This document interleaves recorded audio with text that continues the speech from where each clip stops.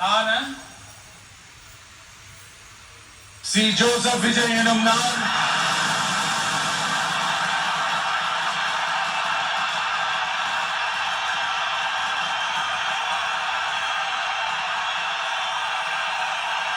சட்டப்படி அமைக்கப்பெற்ற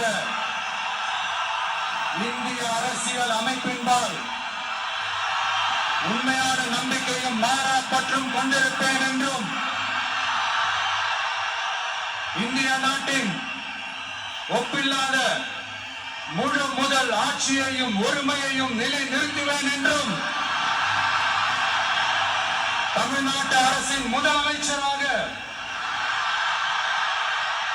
உண்மையாகவும் உளச்சான்றின் படியும் என் கடமைகளை நிறைவேற்றுவேன் என்றும் அரசியல் அமைப்பிற்கும் சட்டத்திற்கும் இணங்க அச்சமும் ஒருதலை சார்பும் இன்றி விருப்பு வெறுப்பை விலக்கி பலதரப்பட்ட மக்கள் அனைவருக்கும் நேர்மையானதை செய்வேன் என்றும் ஆண்டவன் மீது ஆணையிட்டு உறுதிமொழிகிறேன்.